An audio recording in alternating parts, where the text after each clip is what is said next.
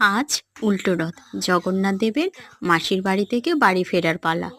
কথায় আছে জগন্নাথ, বলরাম, সুভদ্রা মাসির বাড়ি গন্ডিচা মন্দিরে 1 সপ্তাহ থাকার পর যেই দিন ফেরে সেই দিনটিকে উল্টো রথ বা বহড়া রথ বলা হয়।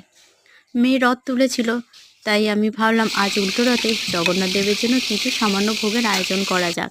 তাই সকাল সকাল উঠে স্নান করে ফুল তুলে চলে এলাম ঠাকুরের ভোগের আয়োজন করতে।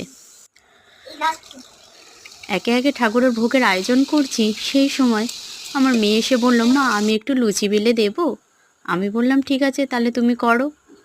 তারপর একে একে আমার লুচি ভাজাও হয়ে গেল, ঠাকুরের সুজি রেডি করাও হয়ে গেল। তারপরে চলে গেলাম ঠাকুরকে সাজাতে। একটু ফুল মালা দিয়ে জগন্নাথ দেবকে একটু সাজিয়ে দিলাম। জগন্নাথ দেবকে আমার ফুল দিয়ে সাজানোও হয়ে গেল। ঠাকুরের কাছে এবার ভোগ নিবেদন করে দিলাম। জয় জগন্নাথ। সকলকে জানাই উল্টো রথের শুভেচ্ছা।